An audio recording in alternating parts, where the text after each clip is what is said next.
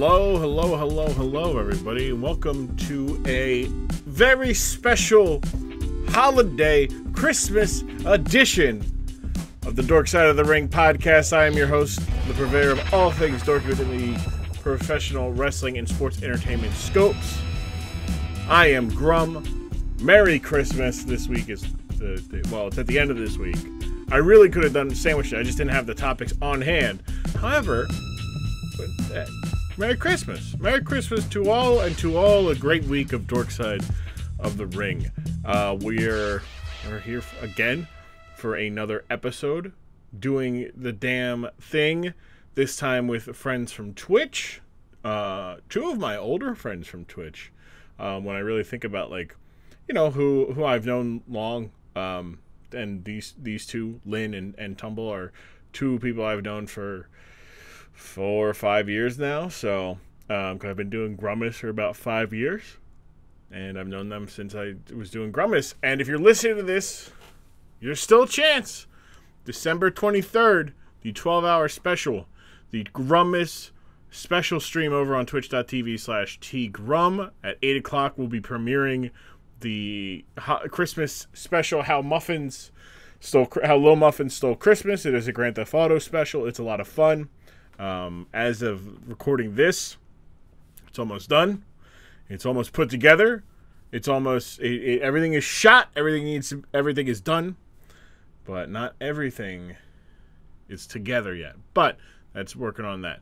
Patreon stuff still churning out over on the Patreon. You can this week went up. If you're listening to this on the Apple podcast feeds, then you get to hear the this week went up was the Viagra on a pole match from episode 10. 15 episodes. This is the 25th episode, and it's dropping the week of the of Christmas, which is on the 25th day of December, which is, it means nothing to me. That's not true. It means I love Christmas. I just find it fun. It just means it's just funny, I think. 25 episodes, which means next week will be the 26th, which is the official 6 months portion. Means which makes sense since we started, the first week of July. But boy, oh boy, 6 months of the Dork Side of the Ring. Thank you guys for your support. Merry Christmas. If you want to be so kind and give somebody money, you can give me money. I will accept your dollars. Go to support.grum.tv and you can give me some money. Also, if you enjoy wrestling content, I should say this. There's also time to prepare, schedule, put aside some time for the 2021 Sub Rumble. That'll be live on twitch.tv/tgrum, 8 p.m. on the 22nd. It is the annual Grummas Eve tradition of me taking Patreon supporters and Twitch subs and throwing them in a battle royale and see who gets to have some bragging rights, and maybe there's a $25 gift card on the line. Here's the other thing. It's a fun episode this week. The Lynn and Tumbledore, I heard something in my ear and I'm like, what the hell was that?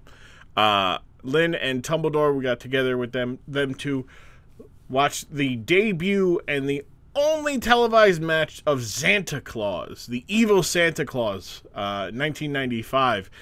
Second time we get to revisit the In Your House 5 event and get to watch something from that. The first one being a Hog Pen Match. So that is a Dork Side piece de resistance. And it's good. We talked, obviously, about Christmas. It's a good episode that we got on deck here. I don't have anything else to say. I do want to say this, though. If you are visiting family and friends this holiday season, please be smart. Please wear a mask. You don't know where everybody else has been. You don't know, what somebody has. It is better for you to be safe and protect yourself, because if somebody else isn't going to protect you, then you should probably make sure you're protecting you. All right? So without further ado, let's get to this episode. Xanta Klaus with Lynn and Tumbledore from twitch.tv, two old friends of mine, right here on the Dork Side of the Ring podcast, starting now. I just wanted to be known that I want this in the pod. What I'm saying right now. You want this in the pod. I want this in the pod. Well, wait, hold on. Can you say that after I ask this next question? Well, I'm the one who edits, so what's Depends the question? on the question. It depends. I want to know how explicit can my language be? Oh no, this is definitely going in the pod now. You specifically, you can't be vulgar at all. I'm challenged. No, I'm kidding. You can be as explicit. Oh. The episode. I was very scared. The episode that comes out to or this Monday, or that came out this week that we're recording, was with It's Only Jill and Mop Garden, and halfway through they realized we could curse, or that they could curse, and or be explicit, and Jill goes, "Oh, well, fuck! How the hell didn't their balls fall out of their trunks?" And I'm like, you know what? I was expecting like the stereotype. Oh, I can curse? Fuck yeah! Like this is fucking great. But no. It's the how the fuck did their balls not fall out? Like, I mean, wow. It's a valid question. Yeah, look. I don't know. I still don't know the answer. I just having tailored gear that has elastic bands in your legs around your leg holes. I guess is probably the key. Do they have that? I mean, yeah, that's what kind of trunks kind of are. Yeah. Yeah, I look, I don't know. I've never worn wrestling trunks. Me neither. Wow. I've worn Spanx though. I've worn Spanx. Does that count? Tumble? I mean, just for fun. Just as a treat. I guess it would count. Yeah, then. Yeah. I'll allow it. Perfect. Yeah. I mean, I'm practically a wrestler now. Yeah. Internet personality. Yeah, we'll get to that in a bit. Yeah. This is true. I think, funnily enough, Sirenn, you're the person who has the largest internet following, I believe, on that has been on my podcast, and it's all through your shit posting. Oh wow. God. Fame here. Well, which reminds me, I have to send you our roleplay, our Grand Theft Auto roleplay server. We talk about shit posting. Just went up on YouTube. Just the title of it: Shrek 5, Great Granddaddy's Squirty Tree. Oh my God. Yeah. So I don't think I could be involved in this. Too late. I feel like I've been involved in this. I feel like at least at some point in my life. Spiritually, yes. Oh no. We're all tied to the great squirty tree in the sky. With Shrek? With Shrek, yes. Is Shrek the squirty tree? No, it is. Oh, I mean, that's what they taught us in Catholic school. Oh my God, did you go to Catholic school? Yes. Oh my God. Yeah, boy. I'm so sorry. I went to CCD, so like. Oh my God, what? Yeah, so like that's like the after, like it's once a week you go to. It's basically once a week Catholic school for children. You go there from such like a heathen. What was that? I feel like it was like from 3 to like 6. It's like a 3-hour class, and it's like, hey, our parish doesn't want people. You know, they're not sending us to their Sunday school anymore. How can we get them more money out of them? This is God. Yeah, I think Tumble, we've talked about that. The shared trauma of the Catholic teachings of the tri-state area. Oh God. Of Pennsylvania, New Jersey, and like Delaware, just the pain of it all. There is an incredibly dark story I can't talk about. My cousin's priest was one of those guys. Oh, we'll just leave it at that. Well, I mean, look, there's Philadelphia. Yes. Speaking of which, there is a Catholic priest who shares my government name. That was one of those priests. I don't know if I'm related to him, but I'm pretty sure I'd be related to him because that's a very specific government name to have. Everyone's a little bit related to each other. Yeah. My family's just fucked. Like I've just accepted this, and You know, I think it's my responsibility to let my name kind of die with me. I think I'm slowly but surely gaining the self-awareness that maybe I need to be the one that puts the bullet in this family name. You know, like, I'll do it. Fuck it. You know, go around and I mean, I've already done it. Fucked. I've already done it to the T-Grums. There used to be 61 of us. I'm now the only one left standing. Well, other than the special account here. He is my T-Grum slave. I've kept one as a trophy. Jesus. Yeah. All right. Well then, we're here on the Dork Side of the Ring, and we went from just talking about cursing to scandal within this Catholic Church. You're not going to get that anywhere else, and then we're going to talk about some wrestling. But yes, we're here on the Dork Side of the Ring. I got my friends here. I'm gonna go with Sirenn, or do you want me to go with Lynn? Which one would you prefer? I don't care either way. Probably, I would say Lynn, because I'll probably put this on Twitter, and that's what most people know me by. All right, Lynn. It's weird. Hi. It is weird. I know. Lynn. We go alphabetically too, which is why I asked, because I was like, ooh, this. Oh. Yeah, I was like, just sitting there in my head. I'm like, wait, I don't think it actually matters. I think T comes after S anyway. It does. Yeah, it does. But yes, we have Lynn and Tumbledore, two friends that I met in the copious amounts of years and trauma of streaming on Twitch. How you guys doing? Well, I have strep throat from a work party, but other than that, I'm doing great. I found out yesterday that my foot's broken, so... Wow. Yeah, we're both of us. Look at us go. No, I just picked the greatest. Just fantastic. Broken foot, strep throat. I mean, look, you could have got worse things at that work party. Both sexually transmitted and not sexually transmitted. So. How about herpes? I mean... I think that's that's the middle of the Venn diagram. You can get herpes with both non-sexually and sexually. So it's the gift that keeps on giving. Good to have you guys here. Sorry about your ailments and your medical situations of being sick and being gimpy. It's unfortunate. It really is. I'm here to hopefully take some pain away in the form of some laughter. Today we have a fun one. But before we get to that, I would like for you guys to introduce yourselves a little bit to, the people listening. So we'll start alphabetically. So that means we go with you, Lynn.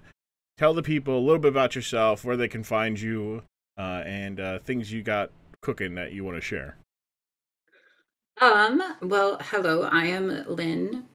Some people on Twitch know me as Sirenn. People in the Twitter universe know me as Lynn DeWitt, which is where you can, as of right now, primarily find me, which is at Lynn DeWitt, at Lynn DeWitt to ya. It's a pun on the last part of my name is DEWITT.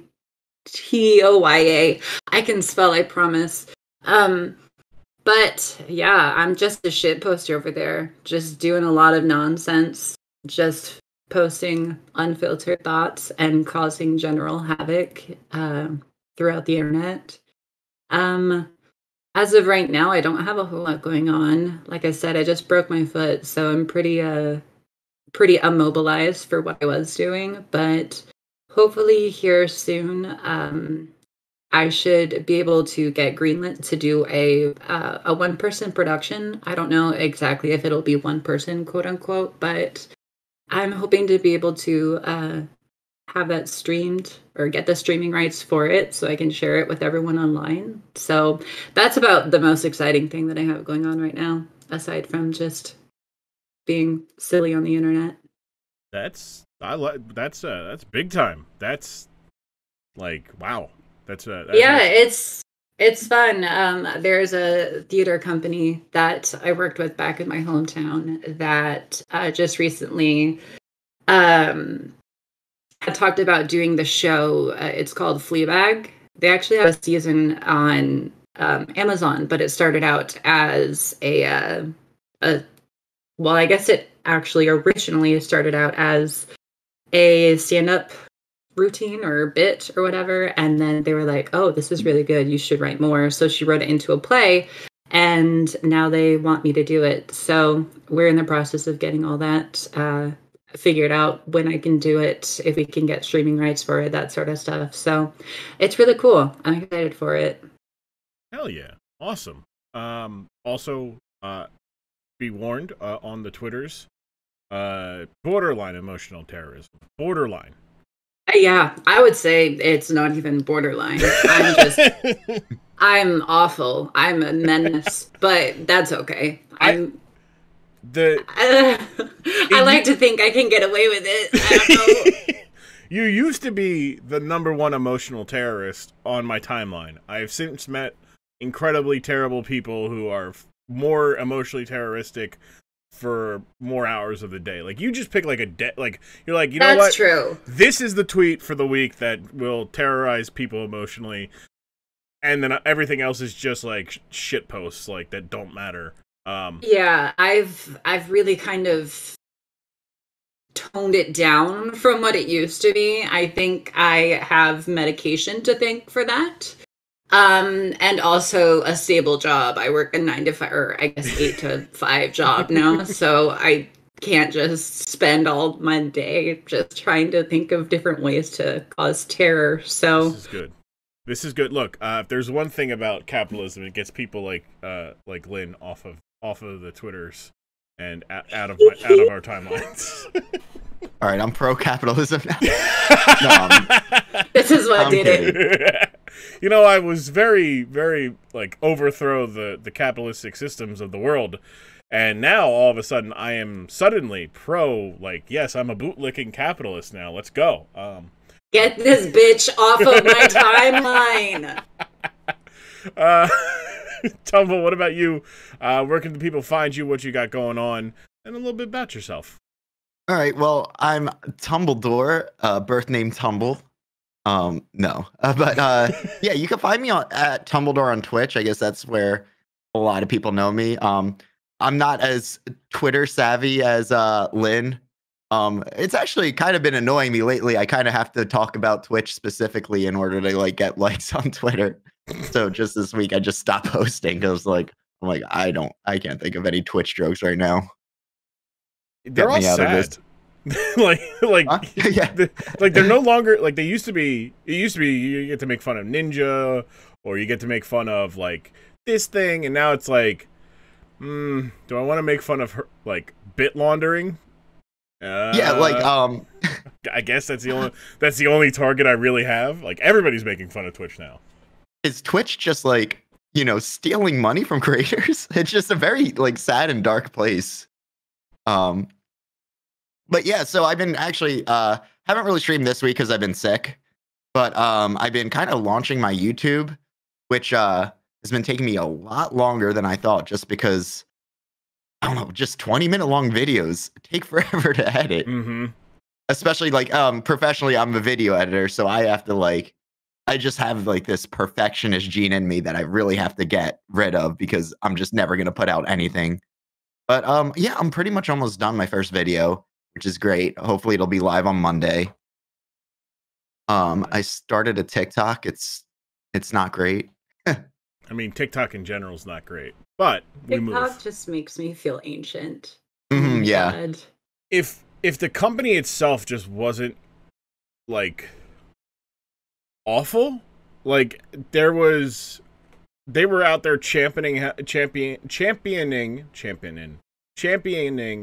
like how great they are for kids and how like they have friendly family, this and that, and it's like, yeah, but also like you also let like pedophiles like have like free access to duets with children, and also for just free access in general to them. Like, that's kind of fucked. And they're like, well, no, it's not really a problem. And then like the user base is like, yeah, no, I'm a 14-year-old girl. I should not have to be like actively trying to avoid a 42-year-old man or a 72-year-old man or a 47-year-old man for trying to holler at me. I'm fucking 14. Let me just dance with my friends, damn it. Oh yeah, there's this dude on TikTok. I'm like probably the only consistent follow I have on it. You might have heard of him. He calls himself the King of Queens above 18. He's this like what? That is such a mouthful. He calls himself the King of Queens above 18 because like he started off like he's just this truck driver from Ohio, like big dude, bald, just handlebar mustache. And like he got viral because he like made a video just being like, "Good morning, my queens, get out of bed and make more videos without wearing a bra. We want to see them boobs," like shit like that. And then like I guess like maybe one of his friends saw it and is like, isn't TikTok that like underage girl sites? And he prefaces every single video with "Good morning, my queens." TikTok above 18. I know exactly who it is. All right, so I follow a internet personality who has created an Instagram account dedicated to just the worst things on TikTok, and the Instagram account is Sirenn Left Me, and all it is just the disgustingly the insane hoarders, the Trump following, people who are like, yeah, no, like JFK Jr. will rise on November 4th, like and it's like, but I now remember, I was like, man, why does that name sound familiar? King of Queens over 18. And now it makes, because I've seen his videos where it's always like good morning or good afternoon, queens over 18. I'm looking for a nice queen over 18 to be my lover for the weekend. Message me, DM me for, setting up dates. And it's like, I don't know if that works or not, but that's a hell of a like look, you just gotta be over 18, and I don't care. I'm horny and I want to do it legally. Yeah, I like one video he did. He kept on saying he's like, "All right, I'm gonna warn you. If you're 18, turn off this video." He's like, "Please, queens above 18, can you make a video of you dancing around with a white shirt that said King on it, but you have to have like the no bra look. I'm a big fan of the no bra club." Like specific quotes. And then he's like, "Yes, the king is ornery right now," which ornery does not mean he thinks he's meaning in that context. No, he's horny. It just sounds like horny. Yeah. He's like, I don't want to say I'm horny, but I'm ornery. And it's like, no, ornery is like you're pissed off and you're agitated, not like torqued up. Like, just say you're full torqued, and everybody will understand what you mean there, king of queens over 18. Like, I don't. How can somebody be so vague but yet so obviously specific at the same time? You're right. Like, he knows what he wants. Does he though? Like, from the sounds of it, he just there's like, it's like looking for a item on like Amazon. You're looking for like a specific thing, but you don't know what it is other than the one thing it's not. You're like, no, I don't. It's like looking for, you're trying to find a gaming a gaming PC part, and you're like, I know it's, I know it's not an Intel thing. I don't know what else I don't know anything else about it though. So I'm going to everything but Intel. I'm going to exclude it, and I'll figure it out. It's like, it could be a video card, it could be a processor, hell, it could be a storage, it could be a USB, but I know it's not an Intel part. Yeah, like when you're trying to figure out what you want to eat, and then you just like don't really know, and people are just like throwing stuff out there, and you're like, no, I don't want Taco Bell. No, not this. And then eventually you get to the one thing, you're like, yes, it all becomes so clear. This is what I want. This is perfect. And then you get diarrhea, and then you're done. But yeah, I don't. You know what? I don't want tomato soup, but give me everything else in that kitchen cabinet, all at once. Yeah, I'll take that. As long as the food is above 18. As long as the food is expired, I want it past. Yeah. The joke is we're all expired once we are over. I just really want fermented foods. So moving on from comparing ourselves to expired food, we here on the Dork Side of the Ring appreciate all forms of fandom of wrestling, from being a diehard like myself or not at all. So with that said, we'll start with you, Tumble. What is your like relationship with professional wrestling, and where does your fandom start, if it does? Okay, so growing up, I was not allowed to watch wrestling, and like it was just hard stop ban. So I actually never really got into wrestling. Like I've always, especially since I've grown older, I've like appreciated it from afar, but I've never really like sat down like followed wrestling. Like I'll watch clips and like I'll watch all the memes and stuff, and a bunch of my friends are into wrestling, so sometimes I'll go over to their place and watch without any context. But it was all, but like it was much like South Park, where like a show that like my parents banned for me ever watching, like got angry if they ever caught me watching. So it became like something I was like wanted to be obsessed with as a kid. Especially because like I don't know, did you guys grow up with like two older cousins that were like maybe the bad cousins? I did not know. I was always the bad one, which kind of sucks because I was the youngest. People looked down at me and they were like, "You're disappointing. You're the bad. Don't do what Lynn does." Meanwhile, you're just sitting there putting blocks in the wrong spot. That's all it was. That's how my cousins like to throw me off porches into snowbanks. Okay, like nobody cared. That's very wrestling. Yeah, I have quite a history. Cool. I can't wait to get to it. Yeah, so like I had these well, they weren't like bad, but they were just older, they were cooler, like I don't know, cousins I looked up to, but whenever I went over their house, it'd be like I'd see something that scares me. Like they had posters of like Insane Clown Posse everywhere. Like I think like they showed me the Texas Chainsaw Massacre when I was 5. Just like stuff like that. Like we snuck a beer. I was like 8. Just bad boy stuff. There were a couple Bart Simpsons. But yeah, like I remember one year, I think it was Thanksgiving. It was Thanksgiving. I go over to their place and they're like, "Look, we got this wrestling match on VHS where someone died. You want to watch it?" And I was terrified at that notion, but I was like, "Yeah, sure, of course." And I believe it was like probably like one of the more famous matches of all time, the Hell in the Cage Mick Foley and Undertaker match. Mm-hmm. Where like he keeps on throwing him off the cage, and then like the cage breaks at some point, and like Mick Foley just passes out for a good minute, then like gets up and starts fighting again. And I remember just like I don't know, I had conceptions of wrestling, but like the violence of that one like really blew it out of proportion. Where I like went from that being like, man, all wrestling matches are like this. Mm-hmm. I've said this on the podcast. That was my first wrestling match I ever saw. Like as a 5 or 6 year old, I'm watching, with my uncles. They're watching, like they taped it and they were like watching it, and like the whole event. And I just remember watching Mick Foley get thrown not once but twice off the top of a cell. First time through a table on the ground, and then the second time going through the cage into the ring, learning years later that he wasn't supposed to, and he was not ready for being thrown through the cell, and nobody was. And they're like, "Oh shit, he's actually dead." Like yeah. Apparently, the announcer was having a panic attack the entire time. Yeah, no, Jim Ross is like, "I'm witnessing somebody die. Like, this is not good."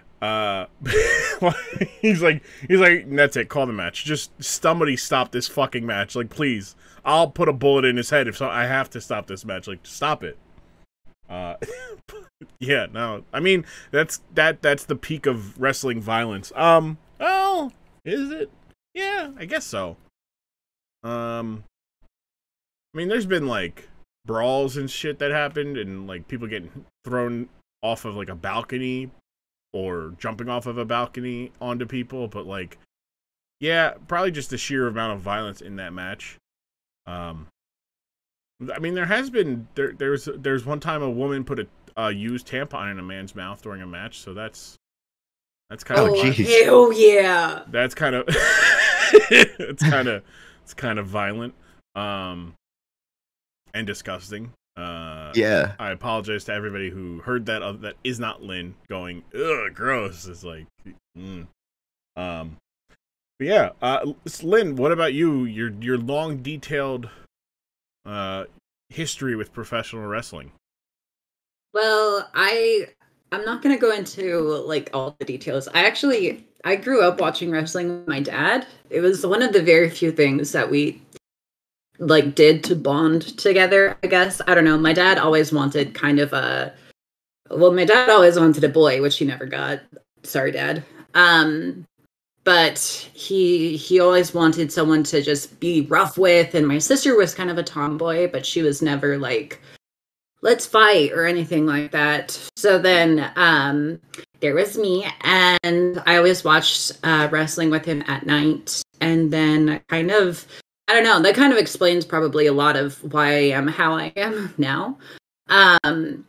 But eventually, I mean, it just kind of grew from there. I didn't watch it necessarily by myself as a program.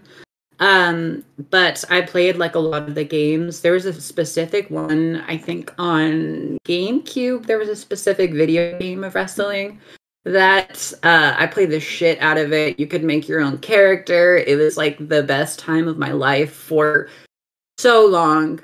I had a bunch of friends that we would actually in our basement and on the front yard when it was nicer out, we would just like straight up just have our own like Royal Rumbles where people would just like run from the patio or from the porch and then like enter the ring, which was just a section of the front yard. And then we would all just like pick each other up. I had a friend who was like 6'2", and there's me like 5'4" at this moment in my life. And he was just like picking me up and swinging me around and throwing me around. But that's just, it was so fun. And of course, nobody ever really like we were all holding punches. Obviously, we weren't like actually trying to hurt each other, but it was just like the thought of all of it. But yeah, it was just super fun. We did that. So I did that for quite a long time of my life, probably up until I was like 14 years old, actually. People thought I was probably fucking crazy. And then I went to a wrestling match actually with my dad. I think it was live, I can't remember. Or like recorded and broadcast. I can't remember, but I didn't meet, but I was like right by the lane where they all walk out to go to the ring. And I remember seeing John Cena, and that was like the coolest day of my life. And I was just like, oh, like it was incredible to me. And then after that, I don't know, I didn't have as much time for it. Instead of, throwing punches and getting thrown around by my friends, I was doing musical theater instead. So took a hard left. But yeah, after I just kind of faded off from that entire side of the world.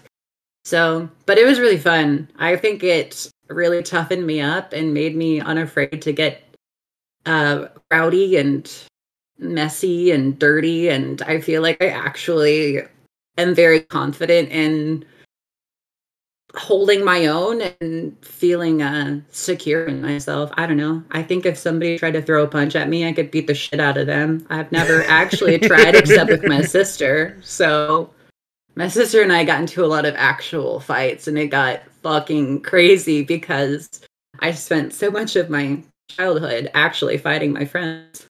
So my sister was like, "Oh, you're a jerk," and would like slap me, and I would just straight up go for like a RKO. Like, I'm gonna snap your neck by trying to drop you on your face. Right. And I was like, oops. Whoops. Yeah. As an older brother, many times I had like my brother would like try to, and like by like older by like 4 years. So like it was a while before he was physically capable of like actually holding his own in like the rough housing that we would do. But I do remember the moment that he did. I'm like, this is no longer fun. I'm just gonna yell at him. I'm gonna avoid all physical conflict with him. He's got some repressed anger issues he's got the repressed anger issues of a 17-year-old in a 7-year-old's body. I don't understand. So he's very dangerous. And if he hears this, you still are dangerous. I'm not afraid of you. I just know that you also have a gun, and like now it's just like, well, if I try to fight you and we get into it, and I can't choke you out, then we're in trouble. Or I'm in trouble, I should say. But yeah, so similar. That was what? Why you can't fight your brother because you're afraid he's gonna shoot you. We both have anger issues. He is explosively angry. I am implosively angry. I have one time to my knowledge, I should say, where I have blacked out from anger. And it wasn't like long. It was like maybe like a 3-minute blackout. But I guess 3 minutes is a long time to not have any recall of any memory.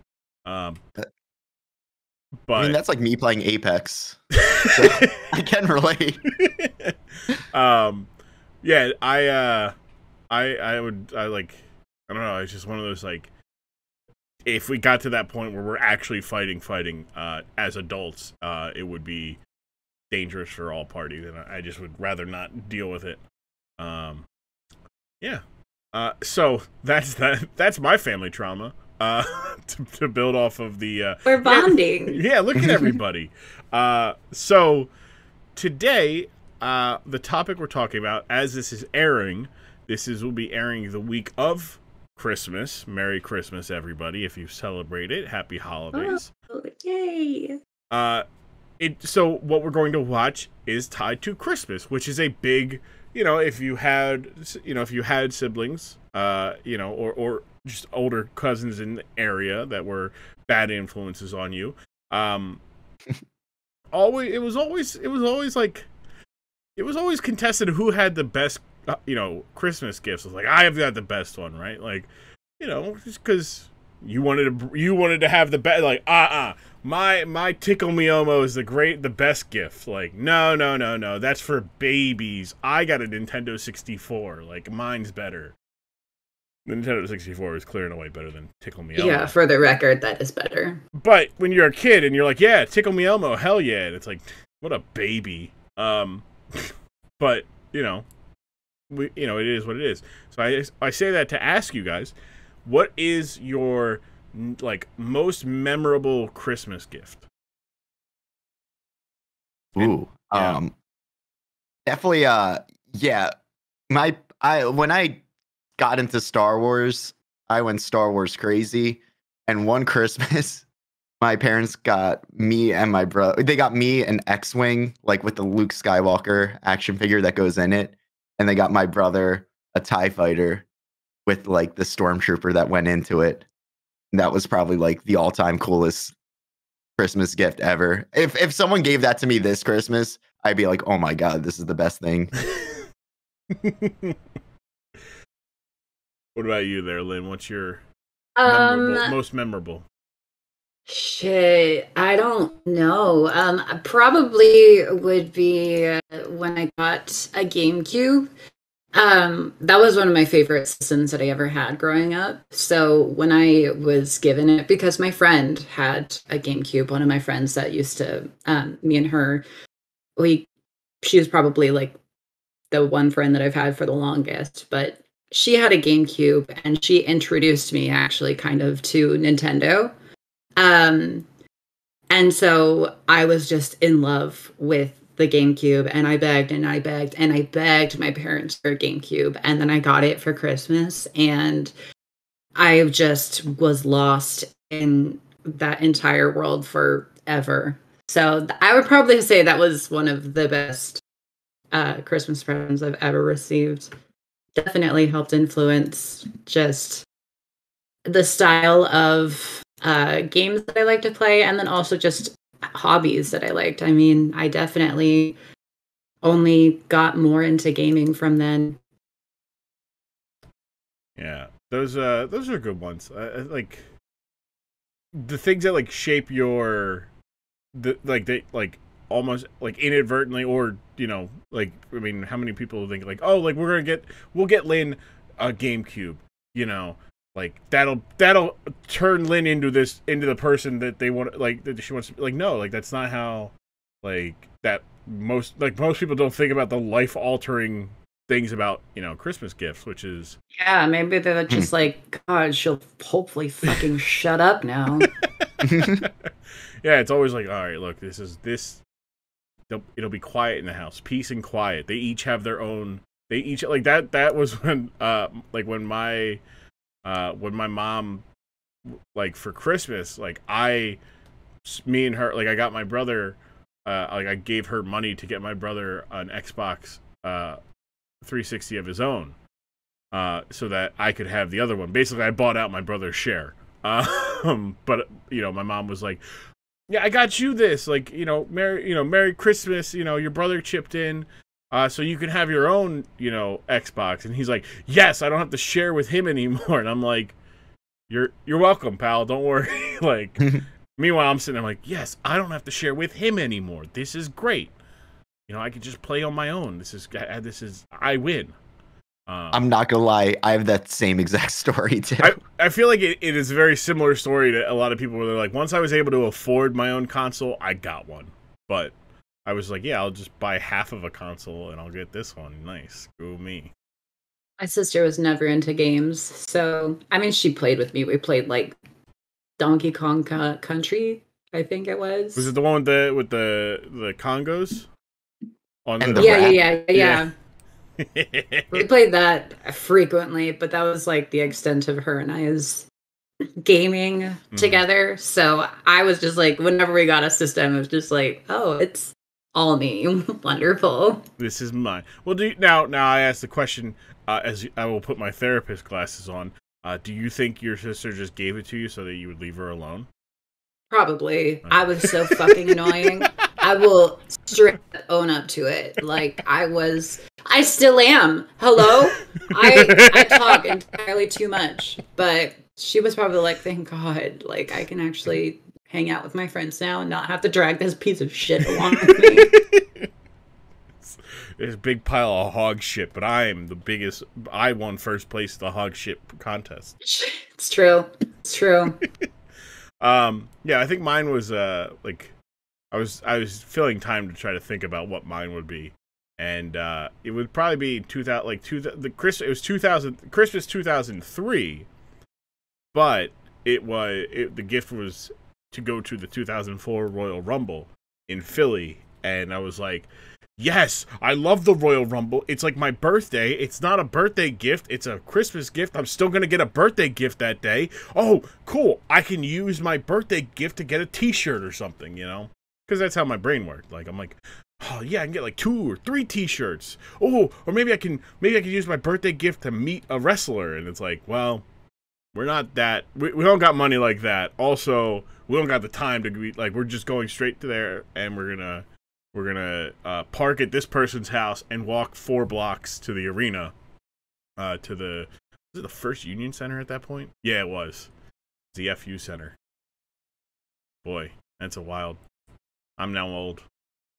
I just love that it's called the FU Center. Yeah, the bank. That's beautiful. So Wells Fargo used to just be like First Union, and then they became, or no, sorry, it was Wells Fargo turned it, like, it went First Union to Wachovia to Wells Fargo, and then somewhere point in Wells Fargo they became the devil of banking.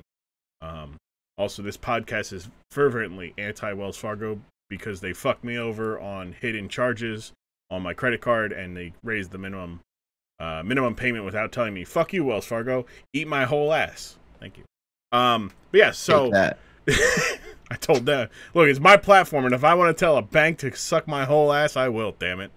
Not in a sexual way. No, not in a sexual. Very aggressive, fuck you way. Yes. There's no sexual sucking of my ass. Ever. All right, you're sucking my ass I'm forcing you to. I don't get enjoyment, but it's a pure rage sucking. I've blacked out at this point. For 3 minutes. I've blacked out for 3 minutes and. Sounds about right. Wait a second. Hold on. Wait a minute. I'm connecting the dots. My asshole was wet after those 3 minutes. Yeah. So, like I said, this week's topic has to do with Christmas. Merry Christmas. If you're into ass sucking, let that be hopefully that is the gift that keeps on giving this year for you. But myself and not so much. We are going to be watching from 1995 the debut and the first match ever. So it's two things that we're going to be watching of Xanta Klaus. Oh. Not. Yeah. Is that like a Santa Claus that gives out Xanax? Thank you. That's what I was thinking. Santa Claus, sign me up. Yeah, right. I need to meet him. Hello, I have problems. Literally yesterday, I like submitted a video edited and I was pacing around waiting for feedback, and my girlfriend turns to me and is like, "You should talk to someone about getting Xanax." No. This Santa Claus does not give out drugs. But shout out to anybody who's listening that is now suddenly changing their Twitter avi and their name and their to profession. Yeah, good job. You're welcome. But no, it is a evil Santa Claus, and we'll get to the context of the debut and the origin and whatnot. But the alternate question was going to be about drugs. I was being like, yeah, so y'all ever do Molly at a concert or something? Like I'm like, and then naturally, given the timing of the recording and the events that happened at Astroworld, I was like, you know what? Probably should just go with the Christmas angle and just lean into that. We probably shouldn't. I'm gonna make the executive decision to not bring up glorifying drug use at a when people were harmed and several people lost their life as a result. So thoughts with their families and wild stuff. But now back to the mood of we're going to laugh at wrestling. Can't segue that ever. So it is what it is. We're going to watch from In Your House 5, which is on the Peacock Network, Season 1 of WWE In Your House. It is the 5th episode, obviously. 1 hour and 1 minute, 48 seconds is the time code. And then if you go, there is a YouTube video of the actual debut on WWF Superstars. The link will be in the description. We'll be right back here on the Dork Side of the ring. And we will be on the other side talking about Xanta Klaus. And maybe we all get some prescriptions to Xanax. Who knows? Please. Please.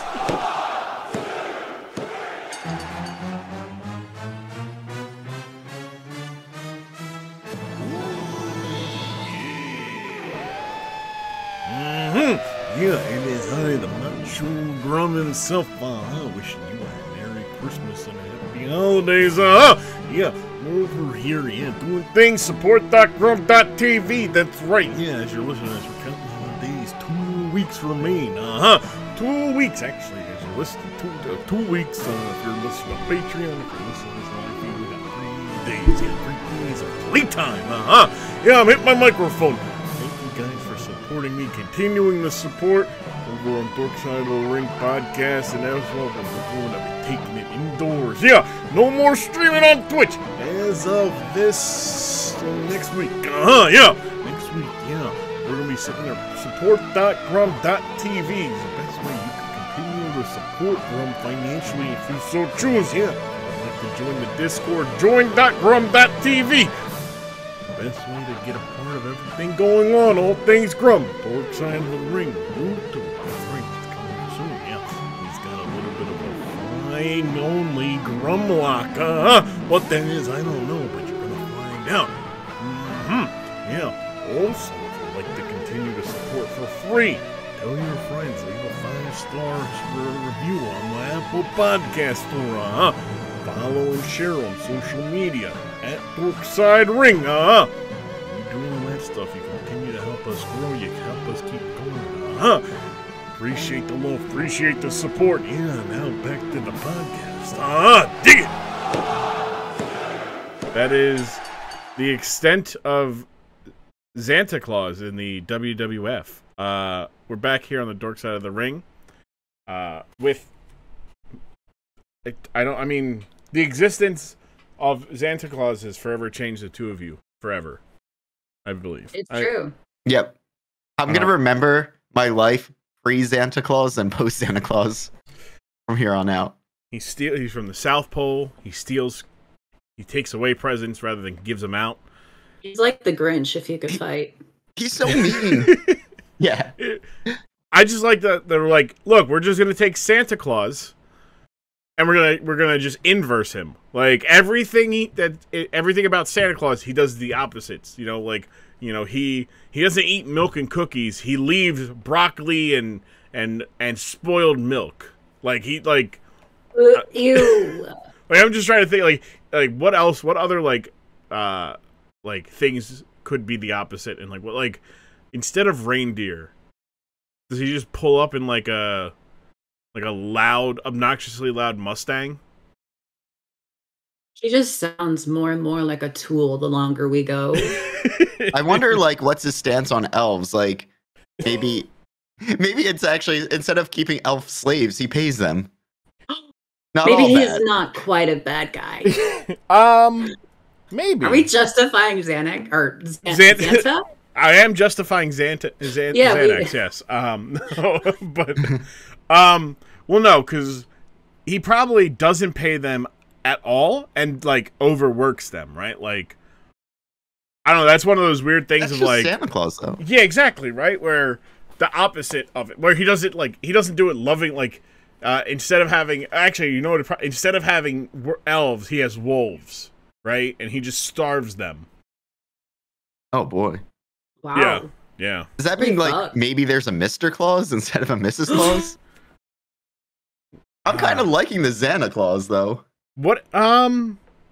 See, we got to go towards the other direction, right? We have to make him more unlikable, and him having a Mr. Claus, it makes him more likable. He becomes he becomes one of those after the fact ironic gay heroes, because it's hey, everything's the opposite, Santa's straight, so long live. Especially the fact that he's dressed in black and red, that 100% would become an icon. Okay, what if he has a Mrs. Claus, but it's the same Mrs. Claus? He's just stealing Santa Claus. What a twist! That's a good one. No, that's 100% it. He's just out there dirty macking on Santa Claus's wife. He you know what he is? He's just he shows up, gratuitously hits on her, and does some he leaves he's I left you something in the bathroom, and it's just a dick pic but on a Polaroid because it's 1995. I left you a little something to let you know what you're really missing. It's just it's God, I miss those 90s text messages.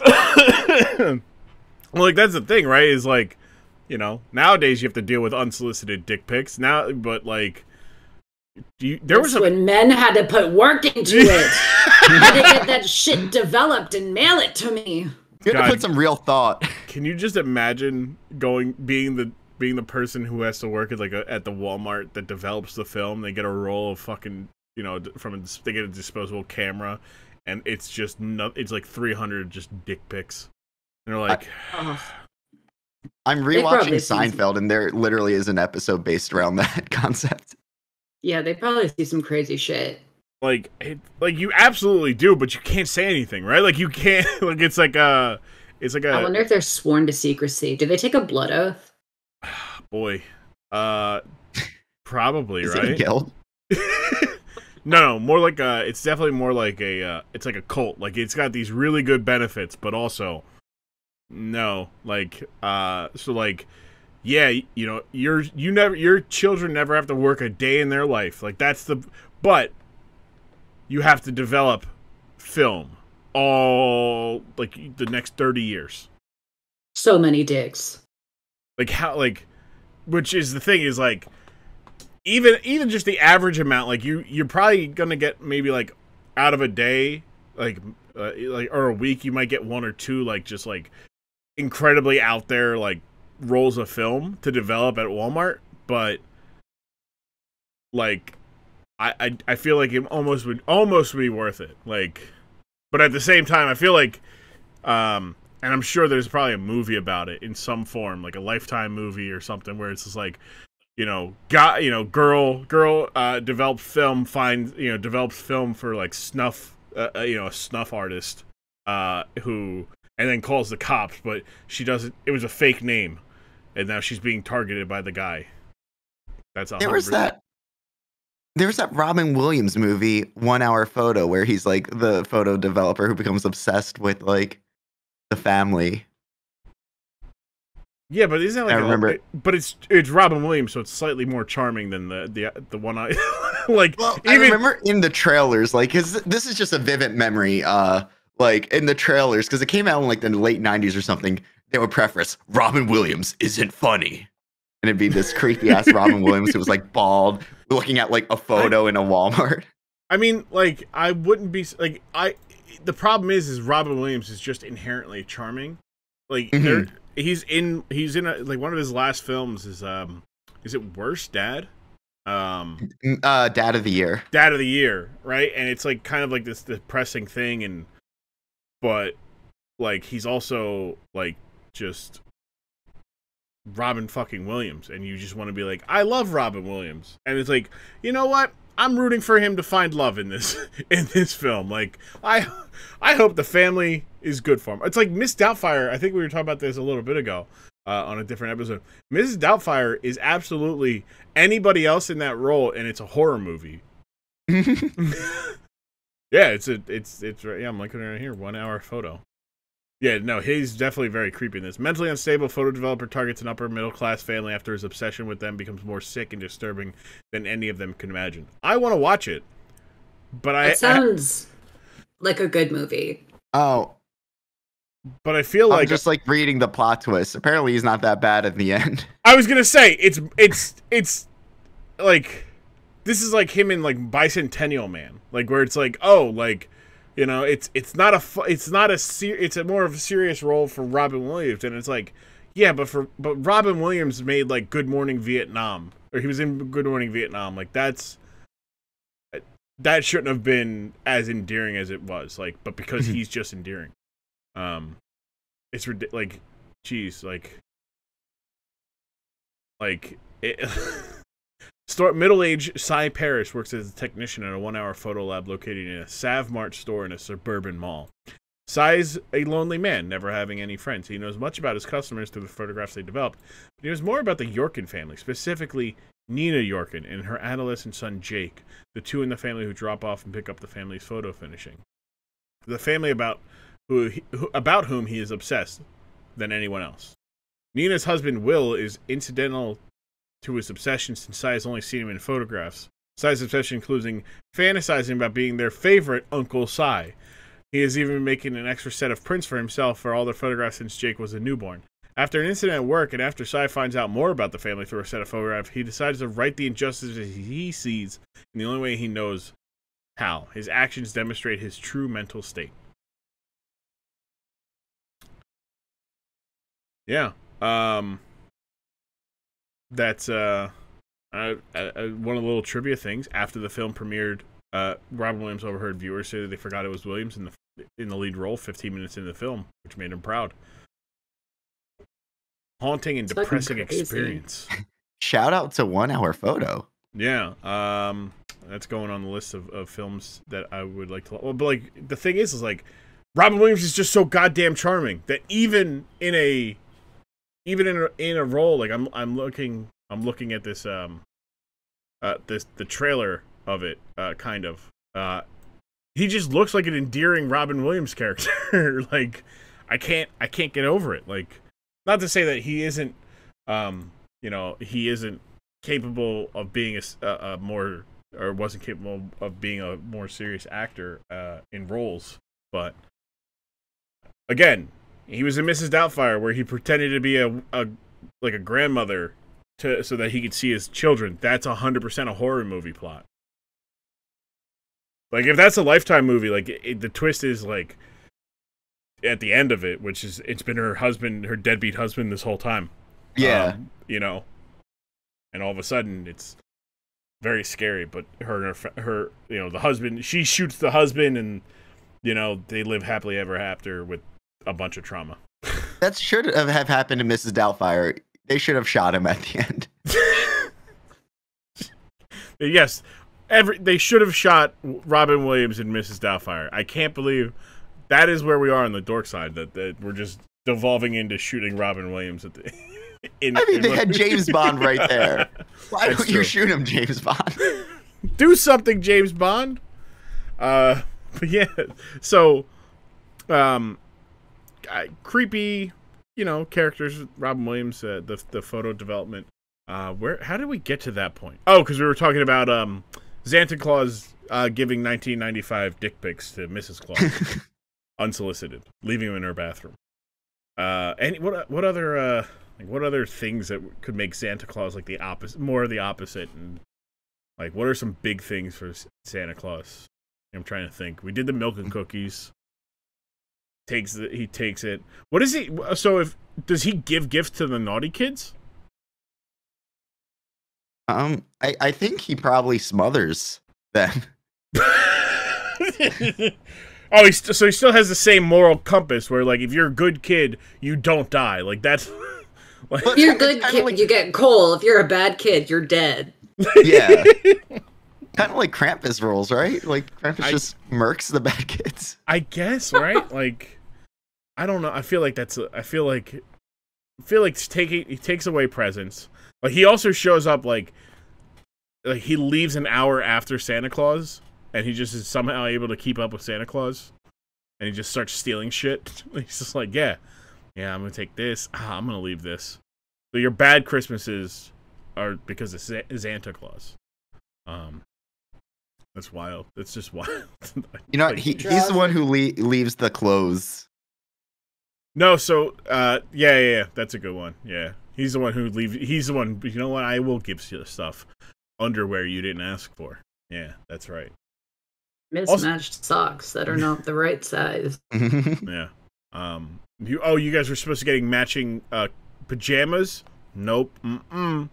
Nope. You're getting a vertical striped yellow and blue shirt, and you're getting patterned black and orange pants. That's right. That's what you're getting for Christmas. Oh yeah, I'd wear that every day of my life. I don't know what you're talking about. All right. Yeah, that's just a good Christmas. Yeah, but we're like, you guys are trying to turn Santa Claus into a hero of your guys. Like, it's like, well, okay. I actually just want to be Santa Claus. Like, I don't know what we're talking about. Like, we're just describing my career in the future. Yeah, exactly. You just breaking into people's houses and stealing shit, smothering kids. Giving them shitty clothes. Like, yeah, that's all I aspire to be. Yeah, you get a Cadillac too. Yeah. Yeah, it's very loud. Like, you can't hide. Like, you just come rumbling down the. You just like it's the equivalent of like construction noise in like 7 a.m. Outside. Because don't even try to hide. Like, no. I don't need to. They fear me.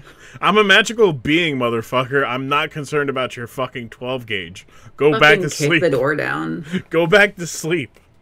We're also just describing absentee divorce dad. Oh, so my dad. Okay, yeah, no, that sounds about right. Yeah, maybe that's. I think you're just projecting. Oh wow, this is a real therapy episode, isn't it? Whew. Well, thank you guys for coming on the Dork Side of the Ring. I appreciate. I gotta go work through. I'm gonna go cry now. I gotta go work through this revelation, this breakthrough we just had. Santa Claus is just my dad. Wow. But no, so the performer Xanta Klaus, you had asked Tumble if he was like a wrestler who like was at one point a bigger star in a different gimmick. And I would say yes. I would say that Balls Mahoney is a bigger star than Xanta Klaus. He would wrestle for ECW, which was based in Philadelphia, and it was like this it's a more extreme wrestling. Like, they would have a lot of weapon brawls. They would be gratuitous with their sexiness. They were not shy away from like imagery. Like, they legitimately put a man on a crucifix. Oh my. Yes.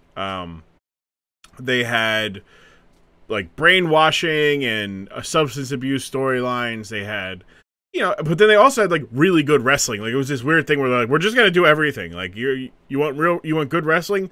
Cool. You want a story about these two guys who went to summer camp and are fighting over that man's actual wife that they met and that they both like dated in summer camp? Like, yeah, we'll give you that too. You want a man.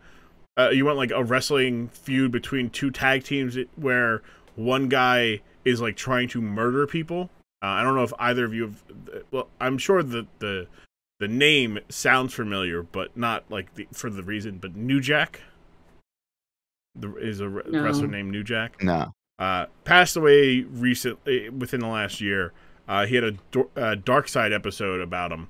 And he's attempted murder in the wrestling ring multiple times.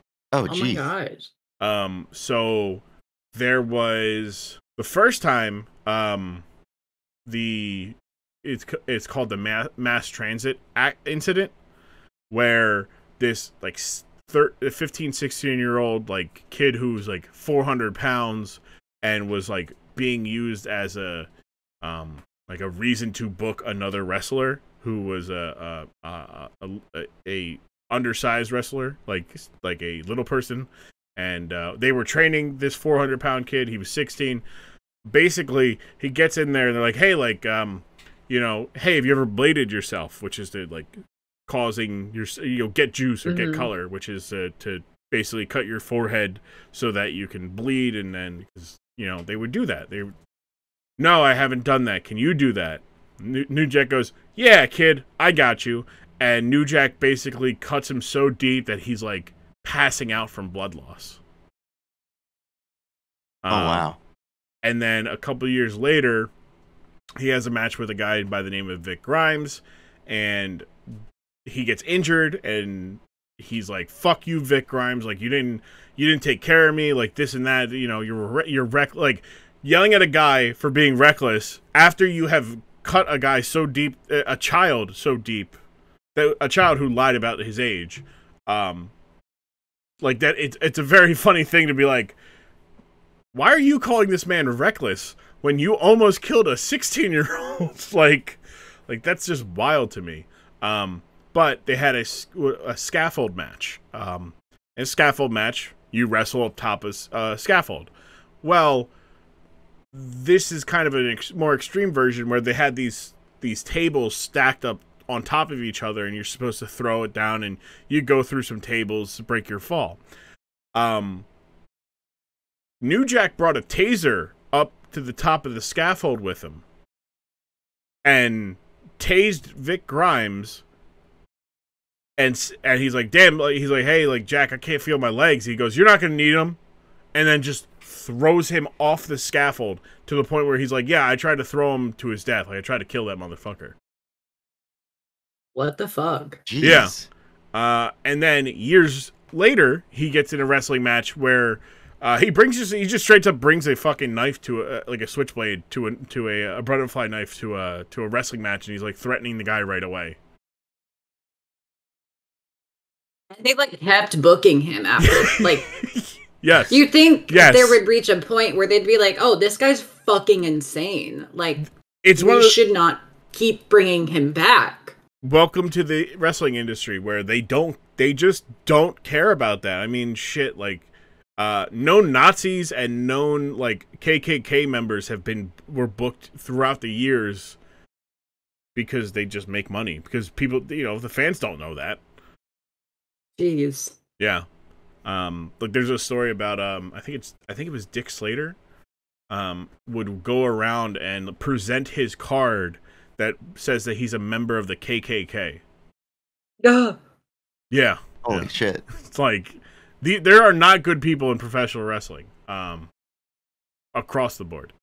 Better nowadays, obviously, but you still have your your whack jobs who are like, yeah, no, like January 6th was a lot of fun. I wish I was there. Like, yeah, or I agree with the people who are like that or that and that. It's just wild. But Vince McMahon's not exactly like a good guy either. Vince McMahon continued a show despite one of his talents falling to their death. Like, When was this? 1998. Owen Hart fell to his death during a pay-per-view. Yeah, I actually remember that. And they continued on with the show. That is why I've never heard of that.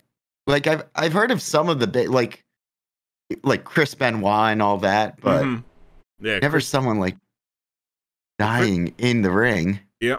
There's been a couple, like, not WWE. That's the only case of somebody dying in the ring.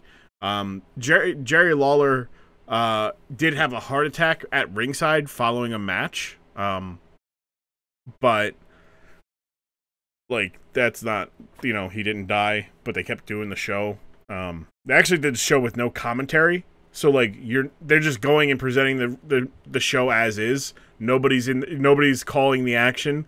So you're just watching these wrestling matches and you're like, there's no narration when there really is, and it was a weird experience. And you come to find out at the end of the night, it's like, oh, Jerry Lawler had a heart attack, so we were trying to save his life, so that's why. And it's like, what the fuck? But he did. He lived through, and he's like still alive. Unfortunately, though, he is still actively participating in wrestling at like age 70 something, and it's like, dude, holy shit! Count your blessings, my man. Like, you had a heart attack. Relax. This is something I forgot to bring up about like my history with wrestling. But you had a heart attack too? No, I lived across the street because like I think he died recently, but I lived across the street from King Kong Bundy. Oh, really? Yeah, I went to Rowan University, and that was like his hometown. And he lived across the street, and his like house was a halfway house as well that he ran. Mm-hmm. So I like interacted with him fairly regularly. King Kong Bundy is an interesting guy where it's like, if you're in the wrestling business, like you hate him, like he was a dick to you because he's like, yeah, I'm 500 pounds. Nobody can fuck with me. And I'm getting paid so much money, I'm not even going to try. Like he had this reputation of being lazy. And the story goes, another wrestler, by the name of Big Cat Ernie Ladd, who's like, you're stealing money, Bundy. You're stealing money. They shouldn't, they should put you in the jail cell because you're just stealing money from the boss. And it's like, because he's not a good wrestler. He's just big. Like, that was it. He yelled at me for cursing once. Yeah, no, but he's like one of the, but it's like one of the things of like after his career, like he had this effect where he's like, I'm going to go put like positive change into the world, and I'm going to, offer a place where people can get clean and, get their lives together. Obviously following some strict rules, like don't curse. There's a very, very obvious, like, like it's a kind of a dog whistle of the type of person he really was. But he did do some good impact as well. But it's like, yeah, man, lives across from King Kong Bundy. Yeah, I'm not gonna lie. Even though it was a halfway house, there was drug deals going on all the time there. Oh, yeah. Well, he wasn't, like I said, he wasn't a great person. He was like, very clear that there was a reason why he was doing this, so he can get a tax break on shit. But like, there are people who are like not in wrestling that are like, yeah, like King Kong Bundy did help me get back on my feet or set my shit right. Some people are just like, yeah, fuck King Kong Bundy for obvious reasons. But back to Balls Mahoney, he came in and he was this chair swinging maniac. He literally would have like an airbrushed, like metal chair, steel chair that would have like, a saying or two every so often. And he would come out to Great Balls of Fire because obviously, because this is like the 90s. This is right before, Metallica threw a fucking fit, and DCMA became a thing. So like they're just playing copyrighted music with reckless abandon, and like it's like I got big balls and she's got it's like and it's like and he's just walking through. Like they ended up going back and forth between Great Balls of Fire and Big Balls. But most of the time he did come out to Big Balls. But like everybody's just chanting like balls, balls, ball. Like you have an arena of like 500 people max just chanting balls. Drunk Philadelphians chanting balls, wanting to see him just crack a steel chair over somebody's skull. But he's also he was an interesting guy in general because like, that locker room was full of very weird guys who would like get drunk, do drugs, illicit prostitutes of various kinks. He though was weird in the sense that he was like an actual vampire. Oh. So like he would go to a blood bank, buy blood, and then like would have like these blood sucking parties. Jesus. That took a turn. Yeah. Yeah. I remember there's like a profile on him that the WWE like magazine did, and they're like, "Yeah, so you're a vampire?" He goes, "Well, yeah, I don't go sucking blood out of people. Like you can't do that, but like, I go to a blood bank. I make sure we make sure the blood's clean, and we buy a bag, and then we like we share it." And I'm like, "Hey man, no kink shaming. Like like that's what you're into. Like go ahead, but like you could just go get your Red Wings often, just exclusively get your Red Wings, Was he doing it for like health purposes? Like this man is dead too, right? Yes, like, I believe Balls Mahoney is dead. I could be wrong. I would be surprised if I mean a lot of those ECW guys should be if they're not already. Let's see, Balls Mahoney. Yes, he died 2016 at age 44. You say that like a threat. What? What? It should be. Well, like because like they're like a lot of these guys were just coked out of their minds, doing drugs, like just like also wrestling, like I don't say that like like this guy is a bad guy, he should be dead. I'm saying is like this man lived a incredibly wildly reckless life that most people do not survive. Like just because he's like I'm sitting like looking at names of people that were like in ECW and like a lot of them are dead. Like they were doing they had a show in 2005 called One Night Stand, and they were like, hey, we're gonna take a moment to remember all the guys that work for EC that ate, slept, bled for ECW, and we're gonna take a moment to remember them all. And it's like a 7-minute. It's like longer than the Oscars in memoriam. And these are just people who wrestled. Like it's not like the people who were camera guys or they were this or that. Like where it's like, oh hey, like we remember this director, this actor, this producer, this writer, this person, that person. It's only the people who wrestled on television for them, and it's like a 5 to 7 minute long video of just names, and it's wild. But I mean, when you're drinking blood, doing cocaine, and doing a shit ton of stuff, like he had numerous tattoos. Like this, he was a member of the Church of Satan. Oh hell yeah! Well, that's just heavy metal, man. Yeah. That's just heavy metal, man. I want to see if I can find the article that talked about his stuff. He had died. He died before medics arrived. They found him at his house. He was watching Jeopardy, laid on his side to get more comfortable. Moments later, his wife noticed he was unconscious, called 911, and he basically died. That it was revealed he had suffered from CTE. His autopsy was released in August 16, where it was ruled that he had died of a heart attack. Must have been a bad episode of Jeopardy. Right. Yeah. God damn it, Trebek. Yeah. Get to find out the answer to Final Jeopardy. Right. But like just rolled over and had a heart attack. Like and died. What Let's see if I can find, because I'm not making this up. I just want to make sure I have the full context of his vampirism. So let's see.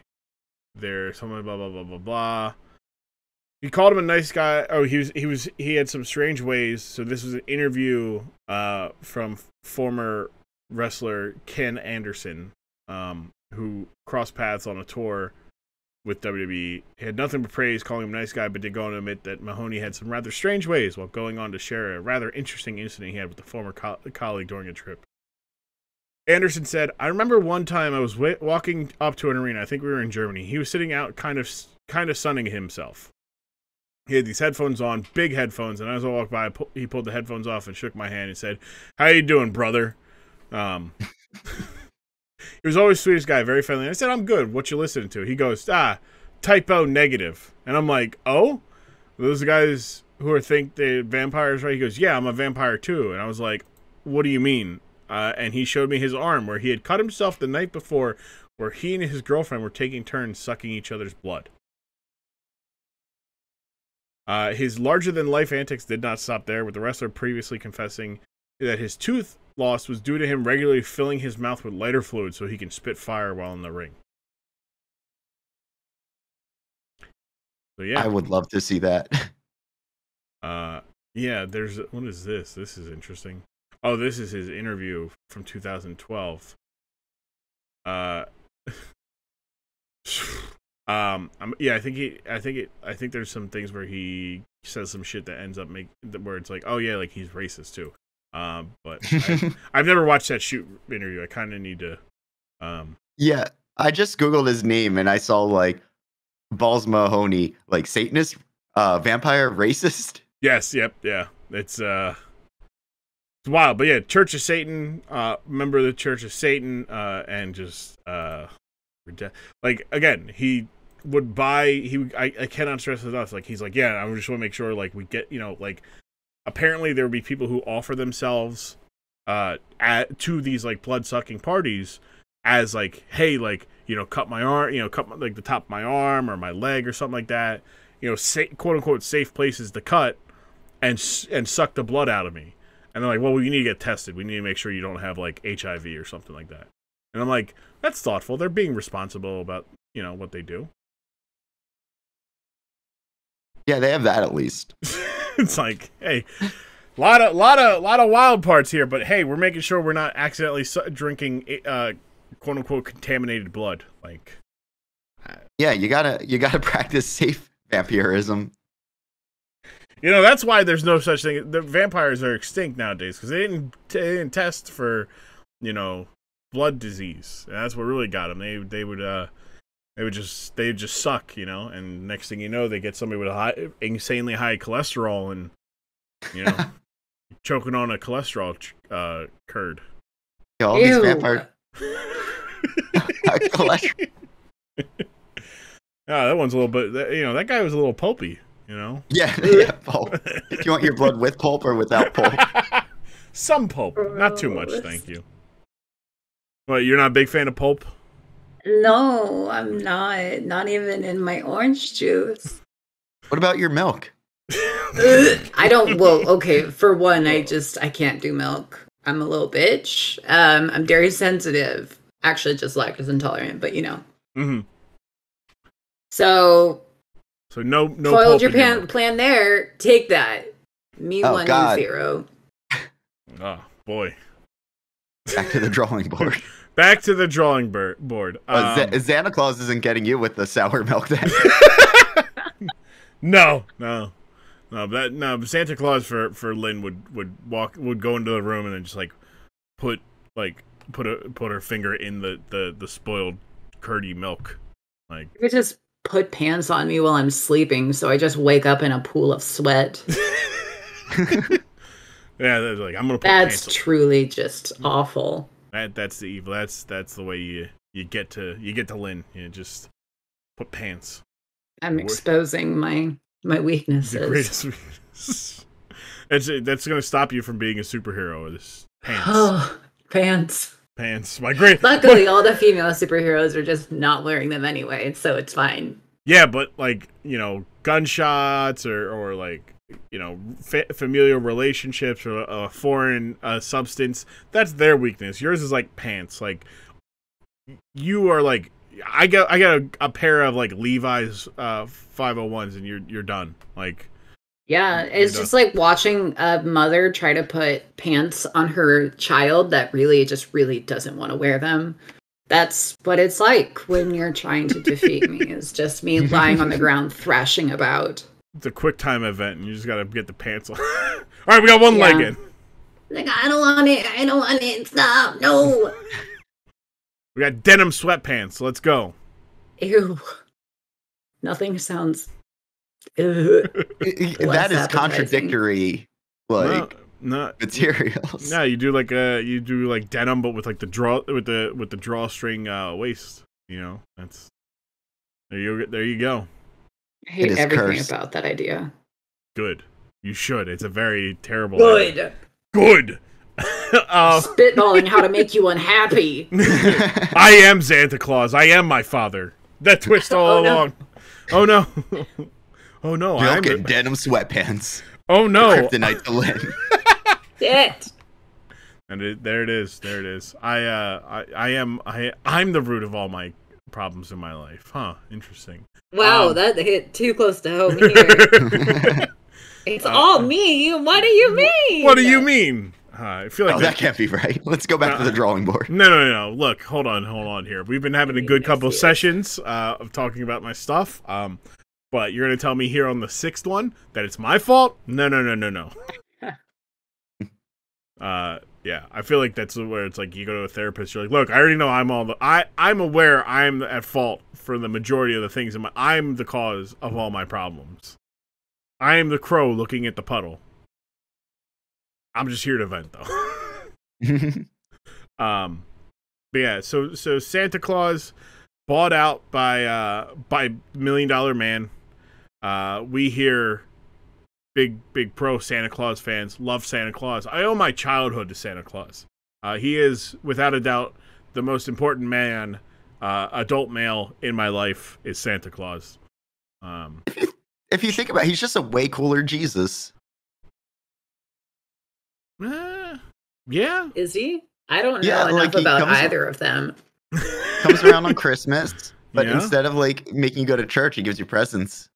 Well, but when I know that once I start seeing some Santa clones in the mall, I know Jesus is coming and I get scared. So unfortunately, I associate Santa Claus with Jesus, so I don't know if that's a cooler Jesus. I just think he's like the only good part about Jesus is like, oh hey, like we're seeing I'm losing so many people if there's people who are like like very religious people and they're like these blasphemous. They're nothing but blasphemy on this podcast. Look, I'm a Christ-loving wrestler. I am a Christ-loving wrestler. I am a traumatic victim of CCD.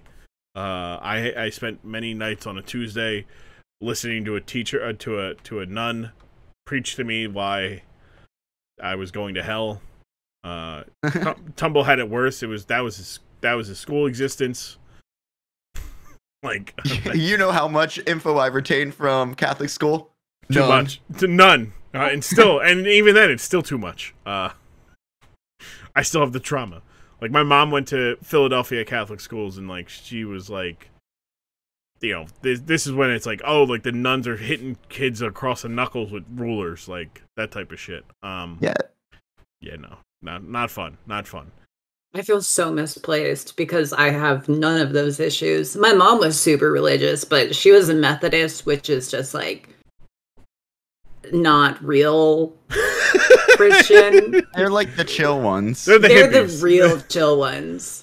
I mean, she really wanted me to get into religion, but she was never like hitting me with a Bible and shit or telling me that my sins are going to make me go to hell. She was like, no, cool. Like, just go to youth group or something. I don't know. Just whatever makes you feel connected. And I was like, okay. Yeah, sure thing. You know what'll make me connected? beating the fuck out of my friends, being used as a weapon by my friend who was 6'2" at the age of 7. You know. Yeah, pretty much. I saw God. I don't know if it was good, but I saw him. I don't know if God made people in His image. I've seen him. I'm good. I'm all right.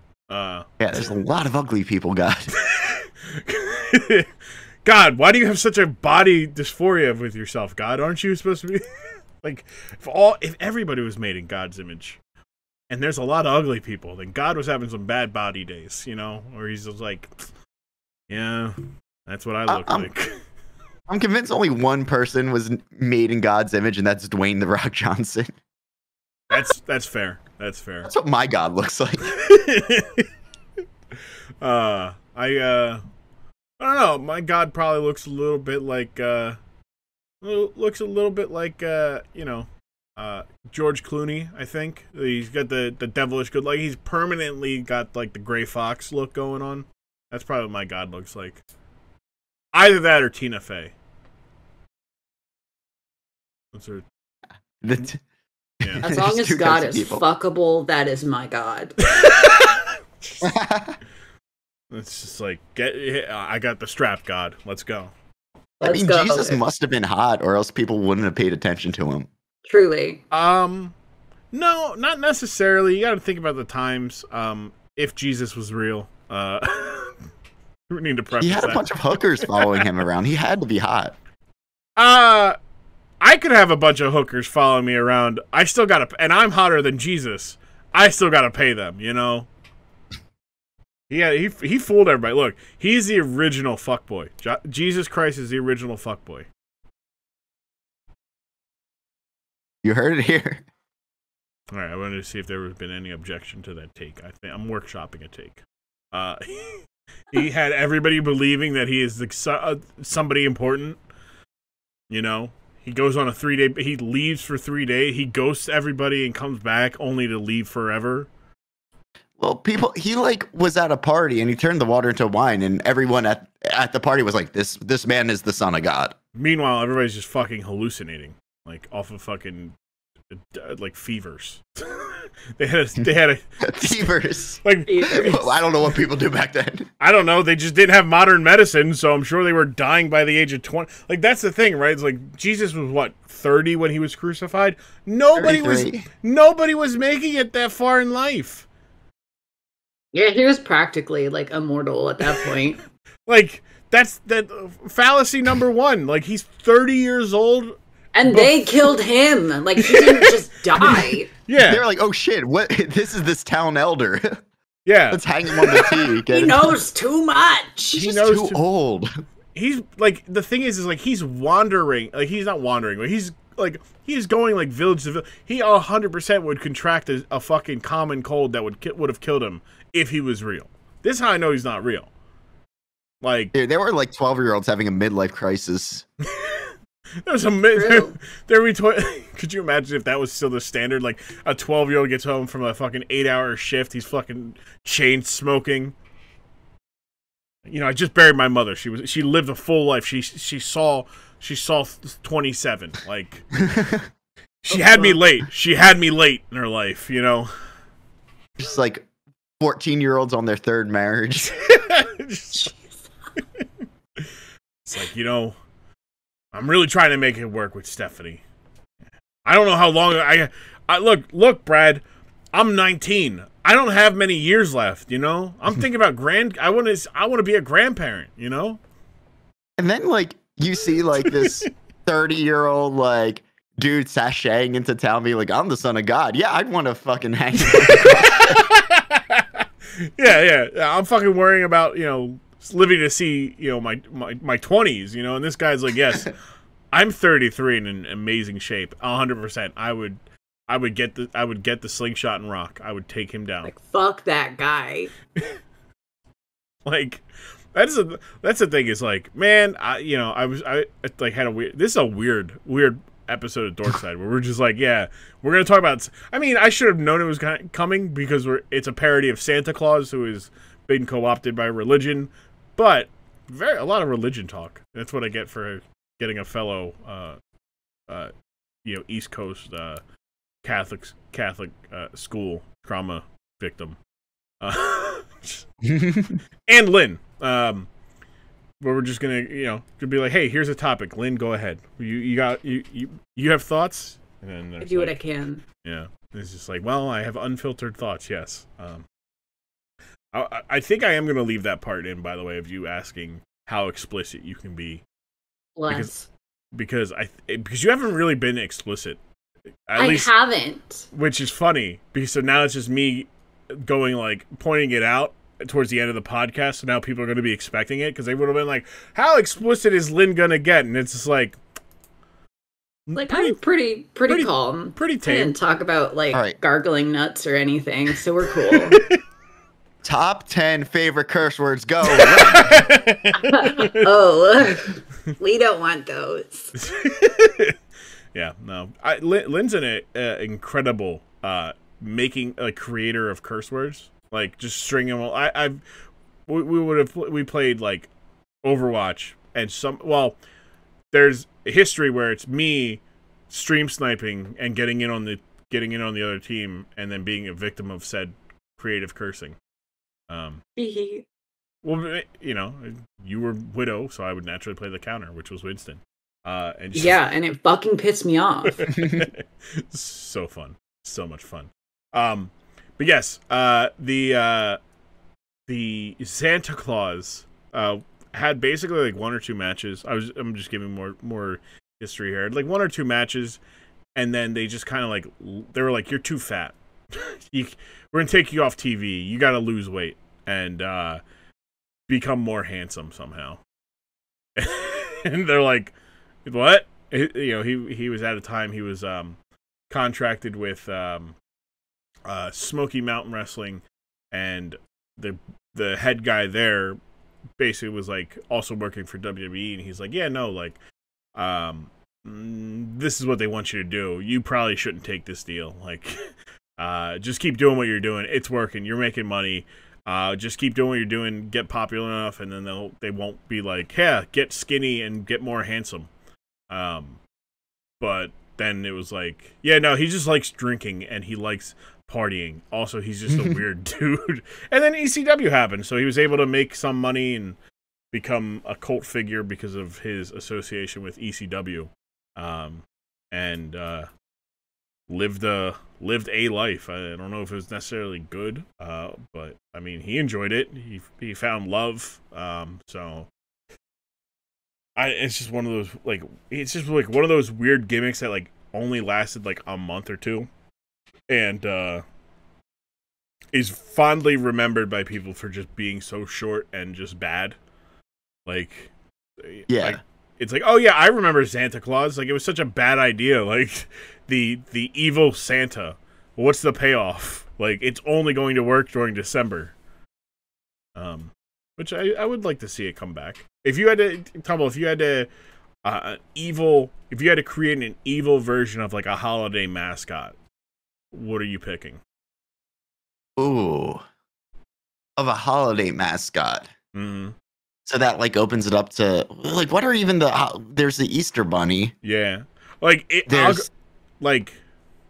or maybe an evil like version of the spirit of a holiday. So like the 4th of July, the evil 4th of July villain. I would just love the evil 4th of July villain. It'd be some anti-capitalistic, awesome dude who wasn't racist. You could sign me up for Comrade Kyle. I don't know. Uncle Sam, Comrade Kyle. The evil version of the spirit of July 4th sounds like a stand-up dude. Right? Okay. That's a good one. No, that's a good one. What about you, Lynn? We were talking a little bit about like just making up your own evil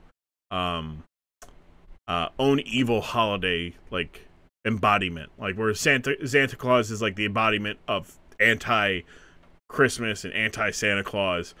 But like there's only so many mascots. Like evil, like mine would be Evil Baby New Year.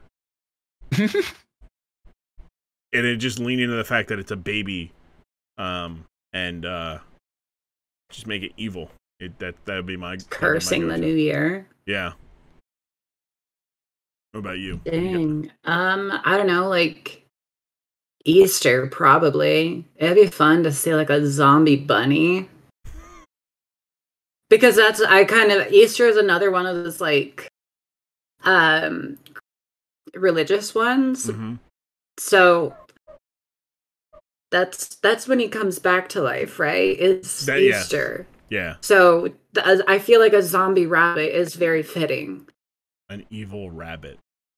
Let's see. Evil rabbit that it throws eggs at you. Yeah. Or throws They're rotten eggs, obviously, because he's a zombie. Yeah. Yeah. What else? What else are we doing? It takes your important things and hides it. So instead of looking for Easter eggs, you're looking for like your car keys or that's just my life. or your inhaler. Like, you know, where did I put my checking book? I gotta send this mortgage out. Like shit. Also, we are living vastly different lives, if that's your concern. Oh no, I don't. I'm not. I'm just trying to think of like things that could go missing that are important that aren't just like medication, like car keys, medication, financial tracking. Yeah. That's what I like. Keys, wallet, phone. That's like the bop bop bop. Where's my child? Like find your child stuffed into the shed, like it's unharmed, but like tied up in a shed. I was about to be like, this is gonna change a direction here. I now want to start writing a script for a horror movie about an evil Easter bunny. Not like a serial killer like twist, like it's actually the Easter bunny, but evil. I mean, we got several Krampus movies. Why can't we get an evil Easter bunny movie? Maybe we have it. Do we? Would not surprise me. I mean, Easter Bunny Kill is a movie that I was gonna say there's one for Thanksgiving. Yeah, isn't it like a Turkey Terminator or something like that? It's Thanksgiving, yeah. Thanksgiving, yeah. It was part of the Grindhouse films with like Tarantino and Rodriguez. I want like a Sharknado quality, like evil Easter Bunny, and this Easter Bunny Kill sounds like it. Who's it? Like there can't be anybody notable in there at all. Like it has to be just people who are, just in a movie just to get. Maybe this is their going into their role thing. Easter Bunny Killer. Easter Bunny Kill. 2006. Wow. A murderous grifter cons his way into a mother's heart, putting on a fatherly facade to her cherished son. But the second she leaves for work, a torrent of abuse rains upon the gentle boy. He heads out for some hookers. Wait. He heads out for some hookers and invites his delintante. Wow. Yeah, no, this is. It has a 100% on Rotten Tomatoes, though. Like good? Wow. Because IMDb has 4.7 out of 10. This doesn't look... it has... Yeah. That's so interesting. This is... I mean, also, like, indie movies can have 100% with, like, 2 good ratings from, like, their friends. That's fair. Yeah, this is, Yeah, I don't know. I got a lot of down reviews. Like, people are, like, leaving reviews that get downed. Like, this is,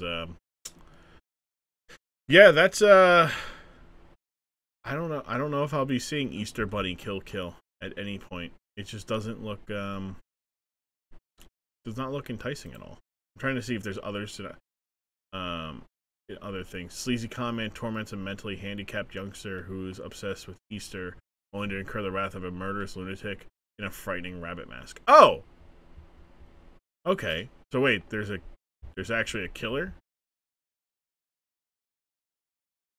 Oh, interesting. Okay. So maybe I'll see it. I want to see how this guy gets his come up. Who knows? That's the dork side of the film. Film side of the ring. But yeah. So we're gonna wrap up here. We found our evil holiday mascots to create, and we will thus be making them and making WWE some money. Maybe we'll get a cut of that. That'll be great. But before we go, I'll let you guys get your final thoughts on Xanta Klaus, as an idea, in terms of execution, of the idea, not execution as in like killing Xanta Klaus. Like, I don't need to be like, how do we kill Xanta Klaus? Like, I mean, I will take that. How do you think we kill Xanta Klaus? Like, is a bullet gonna work? I don't. It's a magical. With Jeopardy. kindness. Wink. So that's how I end up with my neck snapped. I go, oh, do we just beat him with kindness? Here, Xanta Klaus, give me a hug, and he just snaps my neck like with ease. That's the goal. Oh, cool. So I die. Cool. All right, I understand. Anyways, all right. So yeah, no. Final thoughts. Departing thoughts on the Xanta Klaus debut character and wrestling match of Xanta Klaus. I mean, it was an interesting idea. I'm a little upset that there's only like the one actual match they had. Like, I feel like they had set it up for success and then just kind of were like, okay, bye. Mm-hmm. Just ultimately very upsetting. And ultimately how like all of the ideas that pop into my brain kind of go. I like have these great ideas and I'm like, oh yes, I need to do this. And then I just forget about them. So honestly, I can relate. Maybe you're just Vince McMahon. I mean, You I just need to get a bit of a more grovelly voice and I'm there. Yeah. I mean, you can do the strut, right? You just start swinging the arms out like you're... Oh, yeah. Shit. Yeah, that's good. Mm-hmm. What about you, Tumble? Departing thoughts. I mean, I can see why it didn't last long because you can only roll them out at a very specific time of year. Mm-hmm. And so there's not really that like longitude for that character. But I still maintain he should have given out Xanax to the kids. If they did, I'd be all on board and tried him into WWE Hall of Fame. Well, let us reboot Xanta Klaus, the man who gives Xanax to everybody free of charge. Amen. We'll be going off that Xanax. Me of Big Pharma. Yeah, really. Love that Big Pharma. He's really just a mascot for Big Pharma. Yeah, let's get out of here before we go. Once more, we'll ask where the people can find you, all that stuff, plug some stuff, and, any nice messages or any causes you would like to, talk about and whatnot. We'll start alphabetically as such. Lynn, you're up. The floor is yours. Hi. Hello. You can find me on Twitter at LynnDoItToya, and then pretty much I'm linked everywhere from there. That's about all I have going. I mean, I would say my words of wisdom to depart with are just fucking say the thing, man. Unless it's crazy, then don't. There you go. Just tweet the thing, unless it's crazy. Yeah, I guess would be more fitting. Yeah. I mean, same thing. You apply it. That's pretty good. That's pretty good. What about you, Tumble? What about you? Where the people can find you, plug your stuff, and all that stuff. Yeah. So I guess find me on at Tumbledore, like Dumbledore with a T, on Twitch, and then like everything else is Tumbledore with a Z, like Twitter, Instagram. Couldn't get that Tumbledore name on those platforms. And yeah, if you're, I don't know, in Los Angeles, hit me up. Grab a slice of pizza. That's where I'll be at. I just can't believe you're like, yeah, no, like let's get some pizza in Los Angeles. Like, yeah, check me out at my apartment in Los Angeles. Come over, we'll grab a beer. Yeah, that's it. I will take you up on that offer when there is I don't know, maybe not as much of a global pandemic going on, or the next time on the West Coast, who knows. But Tumbledore, what have you been streaming lately, so people can I've been going through Stardew Valley because I've never beaten it. I'm like you, where actually I was streaming Nuzlocke because I was watching you play Nuzlocke, and I got into it. But I had to take a little break from that, so I've been streaming some Stardew Valley. Then I've been working on an Animal Crossing centered YouTube channel, which I haven't posted my first video yet, and I don't have a custom URL yet, so name pending. But it's going to be somewhere along the lines of Tumbledore. All right, there we go. Well, hopefully by the time this goes out, I'll be able to link it and be like, hey, you can find Tumbledore here, on YouTube and stuff. Oh yeah, I hope it's out before December. Yeah, before. Fingers crossed. Fingers crossed. Yeah. But look, that such is the bane of creativity. I was just like, this thing that's very easy is suddenly very hard to do for no reason at all. That has been me with my Grummus, whatchamacallit, my Grummus, promotion stuff that I've been working on. I'm like, ugh, just make the fucking video already. And so I'm at the point where I think I'm just going to do the video one take and be like, that's good enough. And put it out. But yeah, if you're listening to this on the week, December 23rd, this Thursday is my Grummus my 12-hour Grummus stream. I was gonna say 24-hour and fuck myself. So I'm like, well, fuck, it's 24 hours now. But no, my 12-hour Grummus stream. Check that out. Just a little plug. Tumble, Lynn, thank you guys for coming on, being a part of this. This was a lot of fun. We made some big breakthroughs here. Thank you for being my pseudo psychiatrist. Anytime. And my father being Xanta Klaus is going to haunt me forever, apparently. But yes, thank you guys. It was a good time. I love you guys. It was. The next time we do this, it will be a blast as well. Yeah, thanks for having me on. Yeah, thanks. So there you have it, everybody. Episode 25 down. The holiday special. You knew we had to do Santa Claus in some fashion. So we did Xanta Klaus. That's right. Thank you again to Lynn and Tumbledores. You can find them on Twitter at Lynn Do It To Ya. That's with 3 T's. Lynn DEWITTTOYA. LYNNDEWITTTOYA. That's Lynn Do It To Ya. And then Tumbledores. You can find Tumbledores on Twitter at Tumbledores with a Z, just like Dumbledore's. TUMBLEDOREZ, because it's that easy. Thank you to them. Follow what they're doing. Give them all the good dopamine on this holiday, and give them a nice follow if you don't already. So that'll be it for this week. Next week, it is a fun one, because it means we get a little bit of a good. You get to hear about the merchandise idea, and hopefully we can get it ready and getting it going by the time it drops. We get the Crybaby match from In Your House. I believe it was In Your House 6, the very next one from this one, between Razor Ramon and the 1-2-3 Kid. The object is to beat your opponent, and if you do, your opponent then gets dressed as a baby. Big diaper, baby bottle, the whole kit and caboodle.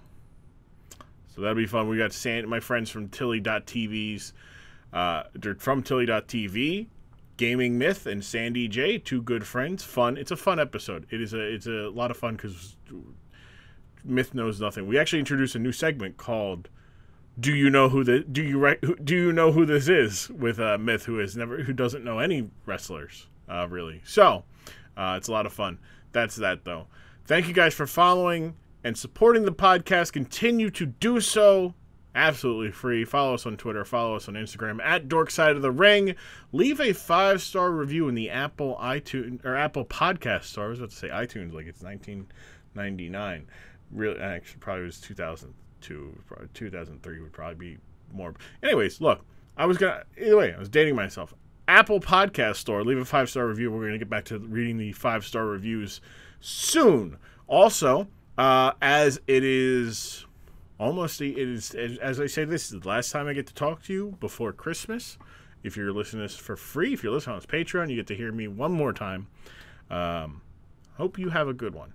I know Christmas is very difficult for a lot of people. The people in your life may not be there this year for one reason or the other, and that makes it tough. You and everybody like that are in my thoughts as well, as people who lost a lot of people this year to COVID. A lot of people aren't going to be there at the Christmas table, having good times, sharing laughs, doing the goof stuffs. It's tough. Just know I love you, and you just keep on.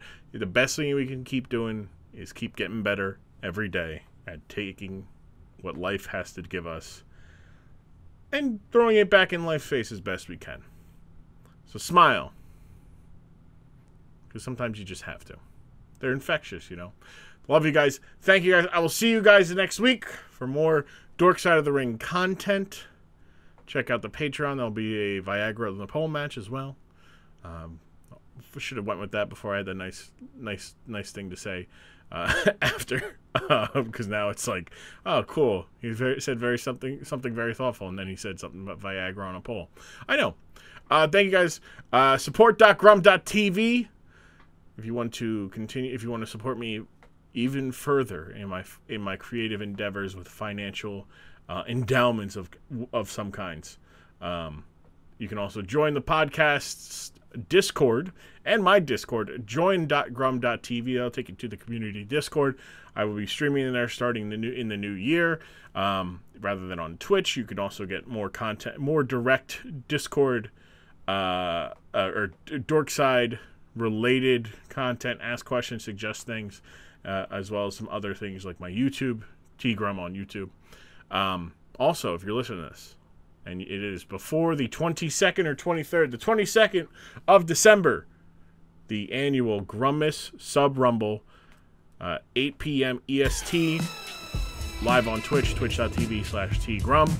That is the same place the following day where I will be doing the 12-hour Grummas celebration stream, including a premiere of a Christmas special done by me and the community of Tilly. It's called How Little Muffins Stole Christmas. It's a lot of fun. Like I said earlier, it's almost done. It's a lot of fun. It'll be a good time. Hope to see you there. If not, Merry Christmas, Happy Holidays. I love you. I love your family. Unless you don't. In which case, fuck your family. If you don't. You know, they don't fuck with you, I don't fuck with them. You know? So I love you. Thank you so much. We'll see you guys next week here on the Dork Side of the Ring podcast.